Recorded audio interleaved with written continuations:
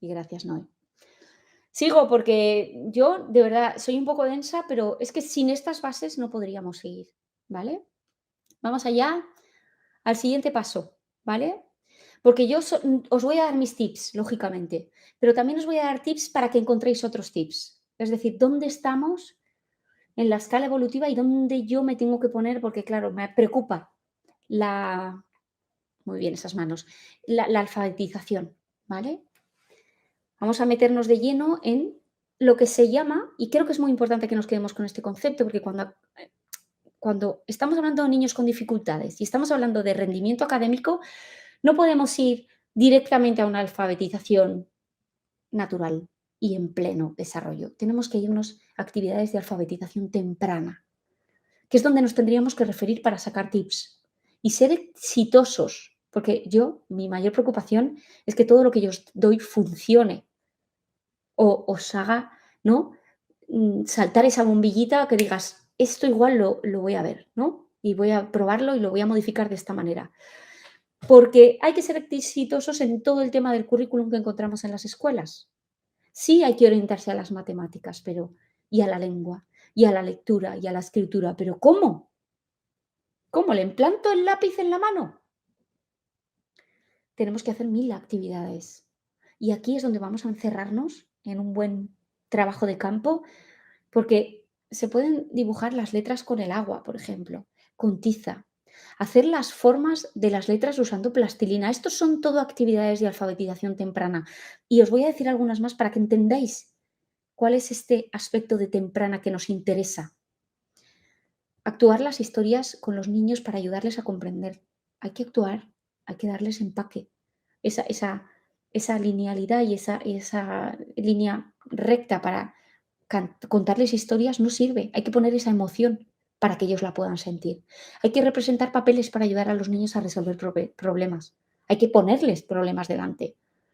Hay que aprender a enseñarles cómo comportarse en determinadas situaciones. Evidentemente el ejemplo es la base. Ahí estáis vosotros. Y podemos cambiar muchísimas cosas desde casa y desde el cole. Por ejemplo, queremos que los niños lean y tengan el gusto por la lectura. Abran alguna vez en la vida un libro. Pues nos tienen que ver coger libros y leer.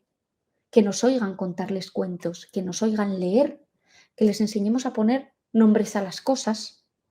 Y a veces en los niños con autismo necesitamos que pongamos nombres a las cosas a través de letras, pero también a través de imágenes como complemento. Que les enseñemos a relacionar esa imagen con su nombre escrito o con los sonidos que representa esa palabra. Fijaos, estamos hablando de conceptualización, estamos hablando de palabra escrita, escritura, imágenes, contenido, y percepción, y luego estamos hablando de sonidos, lenguaje. Necesitamos ser integrales y trabajar de una manera global. Necesitamos hacer un libro casero con dibujos, con palabras, consecuencias, aunque sea garabatos. Visitar una biblioteca al menos una vez por semana. Hay pequeñas acciones que si vosotros queréis rendimiento académico meterles ahí en ese espacio de aprendizajes, jugar a construir con letras todas estas actividades para promover la alfabetización, ideales para coger recursos para que nuestros niños con dificultades de aprendizaje lleguen a desarrollar esas áreas y sobre todo, y ahí voy, donde la atención temprana, acordaos, alfabetización temprana, esas actividades que nos van a dar la base para que a nuestros niños las actividades de alfabetización naturales les resuenen, les interesen. Si no hemos hecho una buena base de alfabetización temprana, no van a llegar, no van a llegar los intereses. ¿Cómo? Los que me conocéis aquí sabéis que soy un amante de toda la metodología Montessori, de la metodología positiva, de la metodología Doman, del video modeling. María Montessori fue una educadora, pedagoga, psicóloga y científica italiana que dedicó su vida a la educación de niñas y niños en un estadio con dificultades. Y ahí es donde se dio cuenta que luego aplicó a la educación natural de niños neurotípicos, que atender a su ritmo era esencial para que puedan lograr convertirse en los adultos que pueden hacer frente a problemas y obstáculos de la vida. Características breves de Montessori. Importante, ambiente preparado. Las cosas no están puestas incidentalmente, a una altura determinada, con unas texturas determinadas, con unos números de objetos determinados. Debemos disponer el material en el aula y en casa hasta el último detalle en cuanto al orden, texturas, colores, para atraer la atención de los niños, para que sean independientes. Es que el propio espacio los hace independientes. Para saber qué actividades desean realizar, tienen que ver y visualizar. No es lo mismo ver que mirar. Todo la posibilidad. No tener cajones cerrados con 200 millones de, sino organizando. Y así pueden cambiar de una a otra fácilmente, porque en este cajón va este y solo este, y me es fácil cogerlo y me es fácil sacarlo. El hecho de tener libre elección, que es un poco la marca Montessori, ¿qué hace? Fomenta la concentración, porque si yo realmente quiero hacer esta actividad porque la decido yo, ¿cómo voy a estar atento, concentrado? ¿Y qué voy a aprender? Más rápido. Y como voy a aprender más rápido, el aprendizaje se quedará de forma permanente. María Montessori creó muchísimos materiales. Muchas veces utiliza materiales que enfocan a un solo concepto, que esto es muy importante en educación especial, muy sensoriales, lo mismo, y adaptados a la fuerza, esto cuidado, porque muchos de los materiales, juguetes y materiales educativos no están adaptados a la fuerza y al tamaño de los niños. Y son, en general, todos muy atractivos por sus colores, sus formas, sus texturas, muy naturales. Para los más curiosos podéis ver los periodos sensibles que determinó para ir desarrollando, y ahí podréis, como hemos hecho en el juego, saber dónde está dentro del periodo sensible evolutivo de un niño en infantil, dónde está vuestro niño.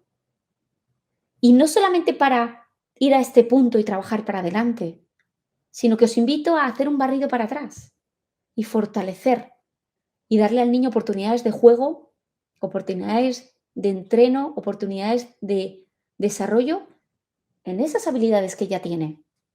Entonces siempre tenemos que ir al pino más alto, ¿vale? Vamos a ir poniendo la base de la, de la huerta. Vamos allá. Bueno, es importante cuando nos estamos sumergiendo en un... Espera. Ay, ay, ay. Vaya, que le he dicho que reactive en vez de que suene. Vale. Cuando nos estamos ¿cómo se dice esa palabra? Sumergiendo, vamos a decir ahí, ¿eh? Nos sumergimos en el mundo del rendimiento académico. Sois valientes, ¿eh? Los que estáis por aquí, porque el rendimiento académico y el autismo, eh, evidentemente, y yo como profesional, vamos a seguir un currículum infantil, con todos sus objetivos, con todas sus actividades y todas las áreas principales de desarrollo. Estamos hablando en 3 áreas principales y esto, si estamos hablando de rendimiento académico, lo tenemos que conocer. Es importante, porque son las áreas, como los periodos sensibles de Montessori, que vamos a necesitar trabajar. Y a partir de estos que serán los objetivos y las áreas de desarrollo, luego ya montaremos las actividades, ¿vale? Pero es importante que hagáis este barrido y veréis por qué. Podemos encontrar este currículum en 2, 3, 4 y 5 años, es decir, al final de educación infantil, de primer ciclo y todo el segundo ciclo, ¿vale? Porque a través del juego que os he hecho al inicio, podemos barrer el primero y el segundo y hasta casi el tercer año de vida. Comenzaríamos por el conocimiento de uno mismo y la autonomía personal,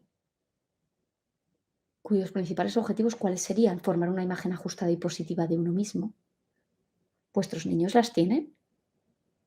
A través de la interacción con otros, la identificación de las propias características, de nuestras posibilidades, de nuestras limitaciones. sobre todo focalizando en la autoestima y la autonomía personal. ¿Queréis rendimiento escolar? Hacer niños autónomos. Si no son autónomos en casa, no lo serán en la escuela. Hacer los niños autónomos en el colegio. Estos son los primeros enfoques. Un niño que sabe sus dificultades, que conoce sus preferencias, que conoce sus posibilidades y que tiene ya sus primeras interacciones. Tendremos también todo el backup emocional. Y este segundo bloque, que viene justo después, y otra vez lo mismo como creo que decía Fabiana, ¿no? ¿Se puede sacar de unos a otros? Sí, pero claro, como estamos intentando definir qué es rendimiento escolar, aquí no, ¿cuándo vamos a dejar de conocernos a nosotros mismos? Yo todavía me estoy conociendo. Es verdad que la autonomía personal, pero bueno, es verdad que la autonomía personal crece con el individuo. Y este segundo bloque también nos va a perseguir. El conocimiento del entorno, esa facultad de observar. Volvemos a explorar, interpretar y mostrar interés por el entorno. Seguimos relacionándonos con los demás de una manera cada vez más equilibrada, satisfactoria y empezamos a iniciar las habilidades matemáticas. Empezamos. Y ahora me iré bloque a bloque para que sepáis y aterricéis bien para decir, ¡buah! Es que esta es el área que le falta a mi niño o a mi alumno. El tercer bloque hablamos de lenguaje, comunicación y representación. Y sí que son evolutivos. Sí que primero tenemos que irnos al entorno del niño, a, a él, a su autonomía y su entorno más cercano, para luego atacar al entorno y para luego ir a este tercer bloque que será el lenguaje, la comunicación y la representación. Primero conozco y luego represento. El lenguaje como medio de relación con los demás o de regulación de uno mismo. Y aquí llegaremos a qué. La representación que nos marca la escritura, la lectura, como parte de este marco comunicativo, porque ya a través de la lectura conozco expresiones, conozco comunicación, conozco otras realidades. Y no os preocupéis que ahora voy a centrarme en las actividades bloque por bloque para ir orientándoos, pero es importante tener esta idea global, ¿sí? Y luego poco a poco vamos. Vamos con el primer bloque, ¿vale? Os propongo 4 apartados. El primero, vamos a intentar coger nuestro instrumento principal, que es el cuerpo, ¿vale? Intentar vivir todos estos bloques como si fueran proyectos, ¿vale? Adecuados o los vamos a adecuar a vuestros niños este conocimiento que pretendemos que tengan a través del cuerpo para intentar visualizar el cuerpo en términos de exploración, de identificación y reconocimiento, ¿vale? Imaginaos actividades de suelo, papel gigante, donde pintamos el contorno del cuerpo del niño, nuestro niño, o del cuerpo de un animal, o del cuerpo de una muñeca. Incluso podemos poner al lado el contorno de mi hermano o el contorno de mi mamá. Empezamos todo un proceso de aceptación, de valoración y de respeto a las diferencias. Es como si de repente pusiéramos el cuerpo en un papel. Y podemos incorporar actividades plásticas de pintura del cuerpo. Nos pintamos el cuerpo. Os recomiendo hacerlo antes del baño. Incorporamos imágenes para generalizar diferentes partes del cuerpo. Yo ya tengo preparada imágenes de diferentes manos, dónde van, ¿vale? Diferentes pies. Siempre ir integrando elementos escritos, siempre, aunque no sea nuestro foco, exponemos a los niños siempre por anticipo a estos contenidos académicos que vendrán a posteriori. El niño primero lo exponemos, ¿sí? Luego pensamos en un bloque donde principalmente nos vamos a centrar en el gusto por el juego. Ya hemos hablado mucho del juego y creo que esto ha envuelto muy bien la tipología de juegos. Y es donde es importante, sobre todo, entender y comprender, aceptar las reglas, que sería el segundo paso después de los turnos, donde acepto que mi participación ha de ser limitada en un principio y un final y dejando espacio para participación del otro. Esto siempre lo tenemos que trabajar, porque si no establecemos los turnos y si no hemos llegado a ese aspecto de turnos y posiblemente de reglas, no podemos establecer una una propuesta de una actividad.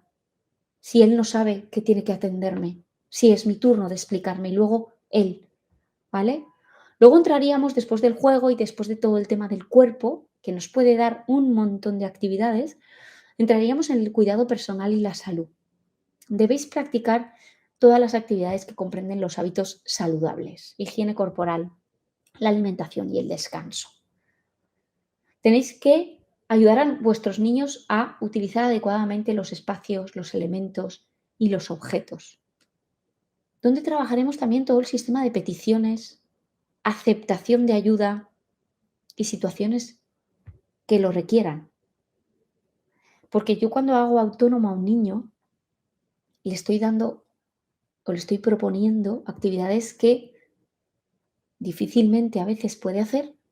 Entonces ahí entran esas peticiones, esa ayuda, esas situaciones que van a requerir de vuestra orientación hasta que se conviertan en un hábito y en autonomía. También aquí forma parte la aceptación de las normas de comportamiento que establecemos durante las comidas, los desplazamientos, el descanso y la higiene. Esto se trabaja. ¿Queréis rendimiento académico? En la escuela, en casa, necesitamos tener niños autónomos, niños preocupados. Si no son limpios consigo mismo, ¿cómo lo van a hacer con el trabajo? Si no están preocupados por el orden de sus cosas, no lo van a hacer con el orden al desarrollar una actividad. También otra actividad que podríamos hacer es cómo trabajamos todo el tema del dolor corporal a través de ese cuerpo y la enfermedad. Ponerles gráficamente todos los dolores que van a poder sentir, la sangre que puede aparecer en una herida, el dolor de cabeza, que vomito, que y cómo vamos a gestionar toda esa prevención y esa seguridad, por ejemplo, en casa. Hay cosas que son peligrosas en casa, los cuchillos, la plancha, la batidora. Nosotros tenemos que enseñar un nivel más avanzado de actitud de tranquilidad y colaboración, por ejemplo, en situaciones de enfermedad y pequeños accidentes. Necesitamos llevar a ese límite la autonomía personal. El niño tiene que poder materializar todo este sistema. Vamos allá con el conocimiento del entorno. El entorno es donde nos encontramos todo el contenido del medio físico, los objetos, su identificación con el espacio, sus funciones, sus usos cotidianos, en la actitud, lo que os decía, de respeto y cuidado hacia los objetos propios y los ajenos. Porque nosotros queremos niños que tengan un buen rendimiento escolar, pero también respeten al otro. Porque si respetan al otro, el otro va a estar más cerca de nuestro niño y eso significará que tendrá más facultades y más oportunidades para enseñarle cosas.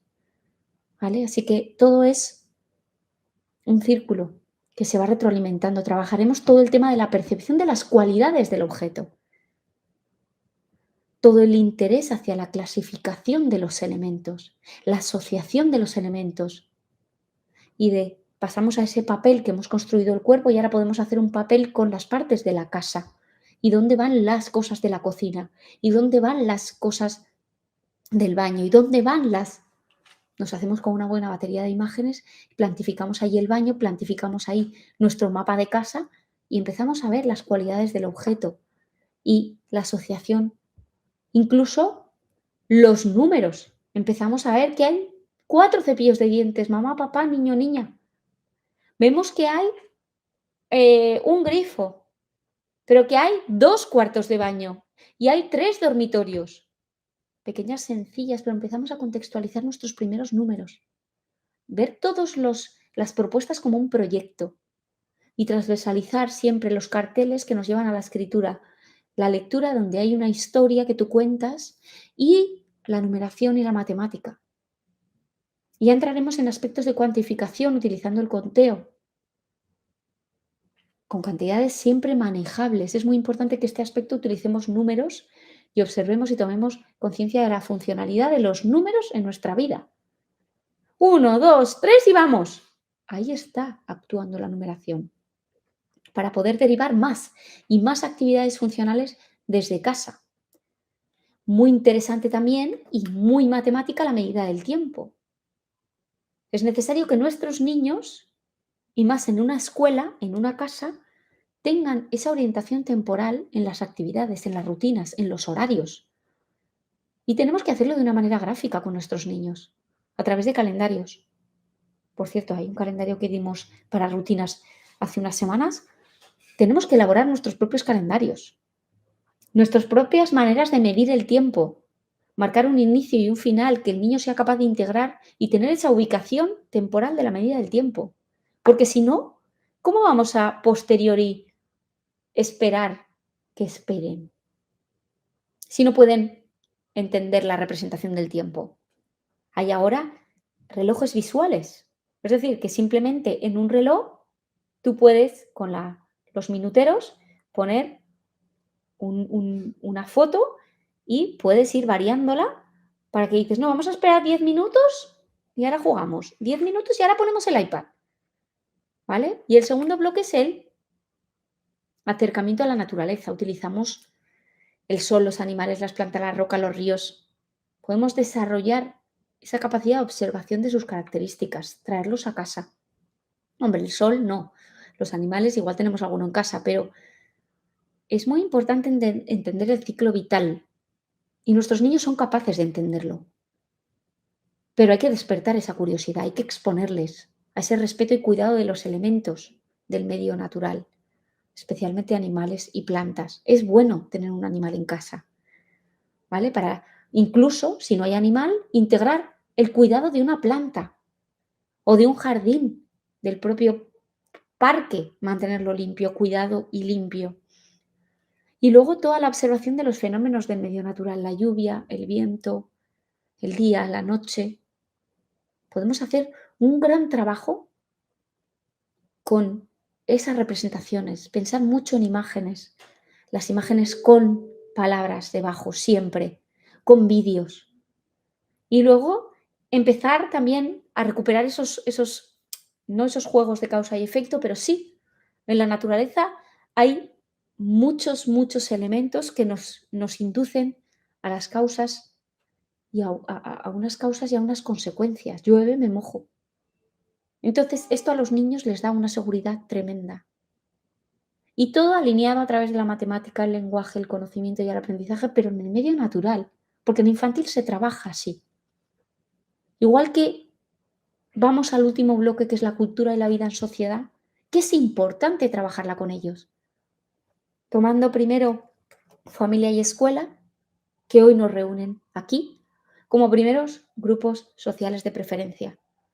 Tenemos que unir sinergias. Si vosotros queréis y estáis aquí para mejorar el rendimiento escolar, está muy bien que vengáis a esta charla, pero donde tenéis que picar es al colegio. Y al revés, si vosotros también tenéis que tener mejor rendimiento escolar, escuelas y profesores, tenéis que tocar la puerta de casa. Tenemos que alinearnos y trabajar transversalmente los mismos objetivos, porque no hay tiempo en esta vida para perder, ¿vale? Y su forma, además, en familia y escuela, de materializarlo es muy diferente. Así que necesitamos conocer y dar a conocer el procedimiento y el aterrizaje de todos estos objetivos para poder adaptarlo a las necesidades, prioridades y preferencias de nuestros niños con necesidades educativas especiales. La cultura y la vida en sociedad. Tenemos que dedicar un espacio a la educación vial, a las normas de tráfico, al lenguaje no verbal, a las señales de tráfico, a la interpretación del código de circulación como un foco normativo, social, cívico y una realidad que van a estar inmersos nuestros niños continuamente cuando salgan en la calle. ¿Y cuánto nos preocupa la seguridad de nuestros niños? Y nos preocupa a las familias y nos preocupa a los profesores. Aquí también entraría, y vamos, si no transversalizas esto desde la escuela y desde casa, todos los códigos de identidad cultural, las celebraciones, las tradiciones, las costumbres. Si es que no tenéis espacio para tanto, entonces es mejor que vayáis, coge la primavera y haz una temática de la primavera y pinta 3 árboles y ponle no sé cuántas hojas, las numeras y se caen, porque ya es otoño. Y vosotros pensar en proyectos donde jueguen también y entren a formar parte estos aspectos sociales, a trabajar desde la escuela y desde casa. Y voy a entrar en el último bloque y ya dejo. Belén dice, no puedo quedarme más porque tengo que buscar a los niños del colegio. Un agradecimiento por los aportes y herramientas brindadas en este espacio. Gracias, Belén. Que vaya súper.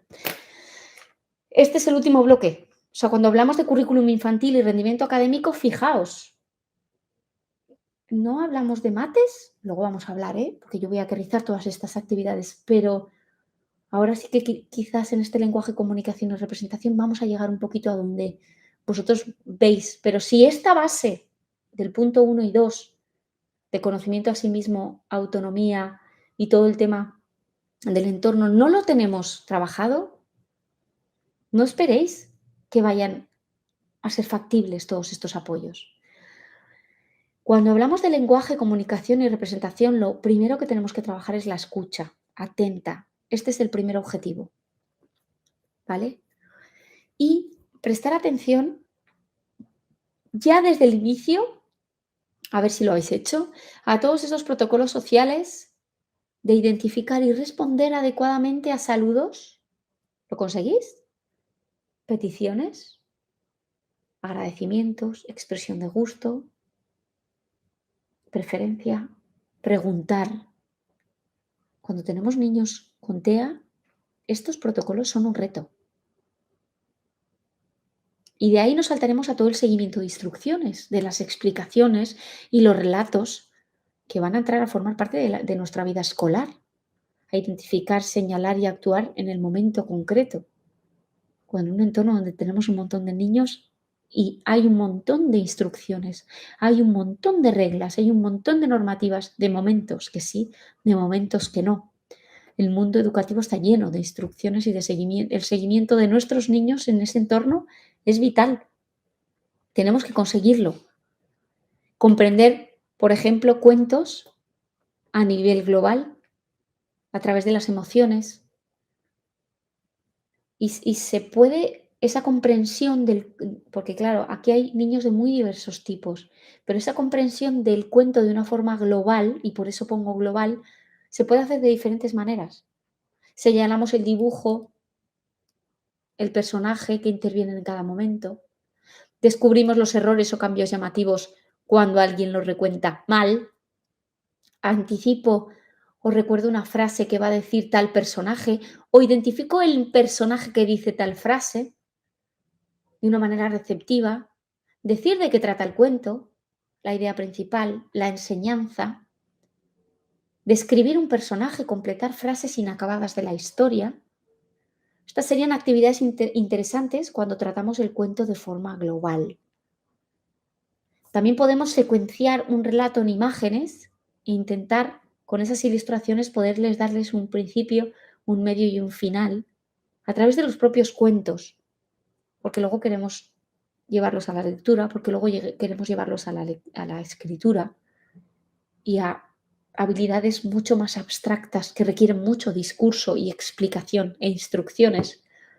Incluso también podemos manifestar y nosotros leyendo el cuento emociones a lo largo de el cuento, de sorpresa, de miedo, de alegría, y poder visualizar con imágenes recurso en paralelo al cuento para ir integrando esas emociones. O comenzar por algo más básico, pedir al niño un cuento y que sea capaz de traérnoslo. Tráeme el cuento de el lobo. Tráeme el cuento del monstruo de colores. Tráeme el cuento de a qué sabe la luna. Esto puede ser una manera de evaluar la comprensión de nuestros niños, no simplemente de manera verbal. Muy, muy interesante hacer que los niños memoricen canciones, relatos, poesías. Pero ahí nosotros somos los agentes productivos y ellos receptivos. Así que tenemos que estimular esta faceta memorística tan importante leyendo y leyendo y releyendo esas poesías cortitas una y otra vez hasta que lleguen a integrarse en la memoria a largo plazo. Esto les va a ayudar a la escritura, les va a ayudar a la lectura. Y luego entraríamos en el bloque de la lengua escrita. Tenemos que determinar la diferencia entre las formas escritas y otras formas de expresión gráfica, ¿vale?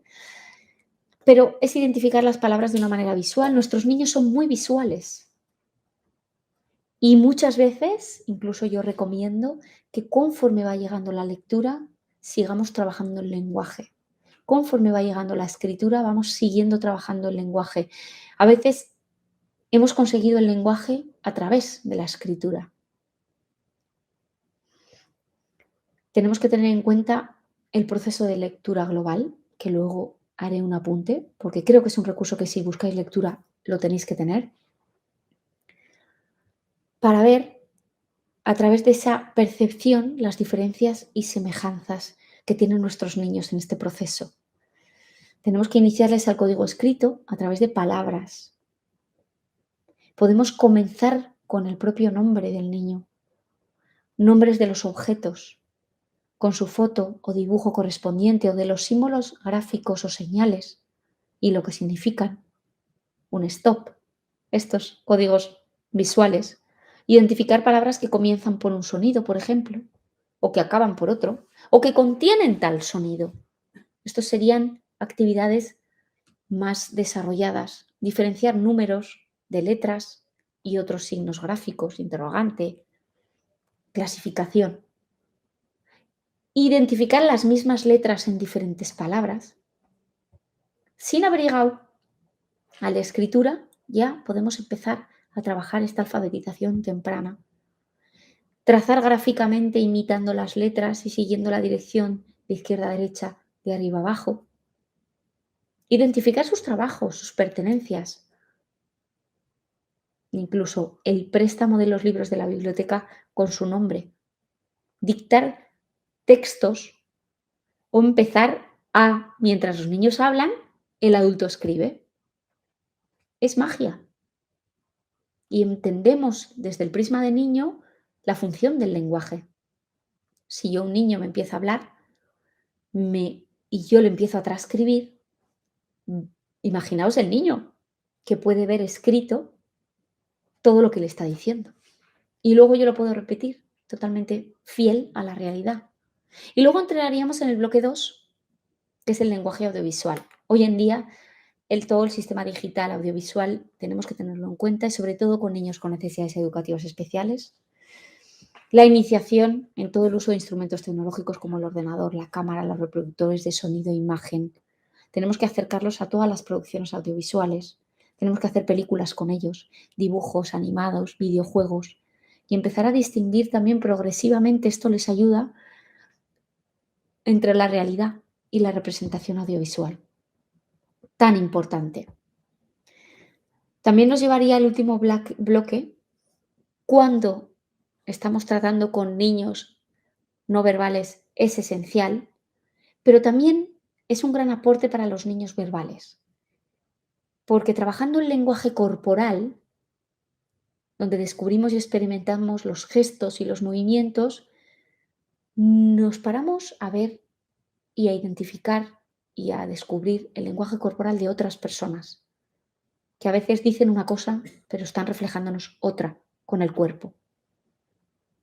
Recursos corporales para la expresión y la comunicación. Hacer actividades no verbales en el aula y en casa es muy recomendable. Fabiana, sí, en TEA es lo mismo. Lo que pasa es que la fórmula o los recursos que vamos a utilizar para diagnosticar esos aprendizajes, para mostrar esas enseñanzas, serán, como siempre digo, más en formato visual para que luego podamos testear y evaluar el aprendizaje. Pero todo se puede utilizar para niños no verbales. Todas las actividades. Que un niño no hable no significa que no aprenda. También podemos representar personajes, hechos, situaciones en juegos simbólicos. Hacerlo nosotros primero. Para crear el disfrute, para crear la aceptación, la atención. Las actividades de dramatización, de danzas y otros juegos de expresión corporal son vitales en el aula. Y que nuestros niños sean capaces de ver en las facultades y en las capacidades que otros niños pares tienen un montón de recursos que quizás ellos no pueden reproducirlas, pero sí los pueden experimentar. Desde ese juego, ¿os acordáis que os decía el juego de espectador? Pues el espectador aprende muchísimas cosas. Nuestros niños imprimen visualmente todas las experiencias. Súper, súper importante, ¿vale? ¡Uy! Se me ha chafado. Dentro de este modelo de currículum ofrecido, es un modelo de currículum que nosotros utilizamos aquí en España para los niveles 3, 2, sí, 3, 4, 5, 6. ¿Cuál creéis, y contestáis en el chat, que sería el próximo objetivo a trabajar? De estas áreas que voy a hacer un repaso, que hemos visto, conocimiento de sí mismo, autonomía, ¿nuestro niño qué imagen tiene de sí mismo? ¿Vosotros creéis que tiene un conocimiento del cuerpo y un buen manejo de la autonomía personal en casa o en el aula? En el conocimiento del entorno, ¿vosotros creéis que tiene un buen manejo del entorno? Identifica todos los objetos, sería capaz de categorizarlos. ¿Habéis hecho ese acercamiento a la naturaleza? ¿Nuestro niño se siente atraído por todos los elementos naturales? ¿Le gusta la naturaleza? ¿Disfrutaría de estas actividades con estos elementos totalmente visuales y tan impresionantes que tenemos en el medio natural? ¿Cómo acoge todos estos acontecimientos y de vida en sociedad? ¿Tiene protocolos sociales de buenos días, de buenas tardes, de gracias, de por favor? Y en el lenguaje, la comunicación y la representación, ¿dónde estamos? ¿Somos capaces de escuchar? ¿Somos capaces de hablar? ¿De conversar? Y si no tenemos esa capacidad de hablar, ¿somos capaces de comunicarnos? ¿Cómo estamos en la aproximación a la lengua escrita? ¿Nuestro niño se interesa por letras? ¿Por el lenguaje audiovisual? ¿Cómo es su lenguaje corporal? ¿Habéis probado actividades de lenguaje? Por favor, decirme, ¿cuáles serían las áreas que podríais trabajar en vuestros niños teniendo en cuenta este currículum? Conocimiento de uno mismo, autonomía personal, conocimiento del entorno, lenguaje, comunicación. Fiorella, qué bonita. Maravilloso, gracias por esta ponencia. Me ha ayudado a ordenarme y darme ideas de actividades nuevas para Camilo. Y todavía no he llegado a las actividades. Pero estoy intentando que aterricemos la evolución de estos conocimientos y de cómo a veces queremos ir a la enésima actividad, pero la base no la tenemos. Y nuestro niño no se integra. Y nuestro niño nos salta a interesarse por las letras. Y es que nos salta, o al revés, es que le gustan los números, sí, pero yo veo que no es autónomo.